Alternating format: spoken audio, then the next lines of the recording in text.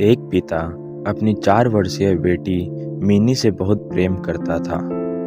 Office से लौटते वक्त वह रोज उसके लिए तरह तरह के खिलौने और खाने पीने की चीजें लाता था।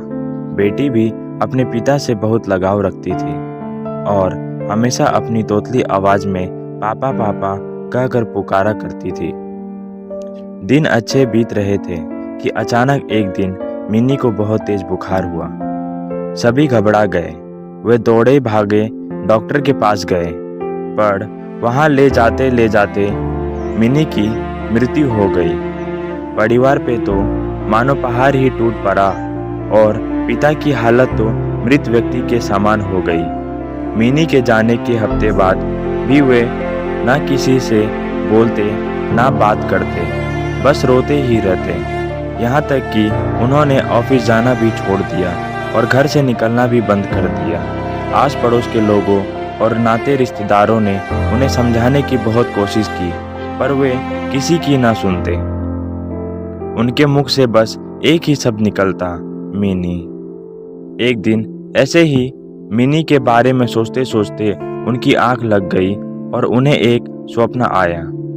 उन्होंने देखा कि स्वर्ग में सैकड़ों बच्चियां परी बनकर घूम रही है। सभी सफेद पोशाक पहने हुए हैं और हाथ में मोमबत्ती लेकर चल रही है। तभी उन्हें मिनी भी दिखाई दी।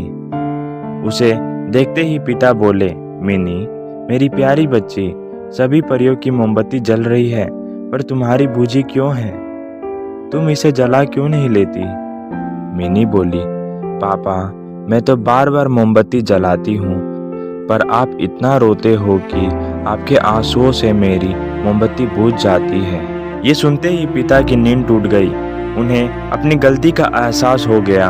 वे समझ गए कि उनके इस तरह दुखी रहने से उनकी बेटी भी खुश नहीं रह सकती और वह पुनः सामान्य जीवन की तरफ बढ़ने लगे।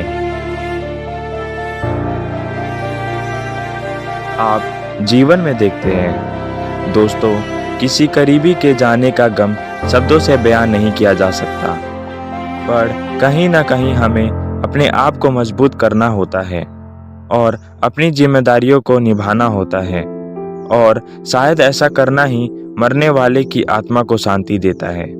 इसमें कोई संदेह नहीं कि जो हमसे प्रेम करते हैं वे हमें खुश ही देखना चाहते हैं, अपने जाने के बाद भी। अपने सुझाव और सवाल मुझे कमेंट्स करके बताइए, जिससे कि इस चैनल को आपके लिए और बेहतर कर सकूं। नई नई प्रेरक बातें आपसे साझा करने की प्रेरणा मुझे आपसे ही मिलती है, बस आपके एक subscribe, like, comments and share करने से। धन्यवाद और आप खुश रहो।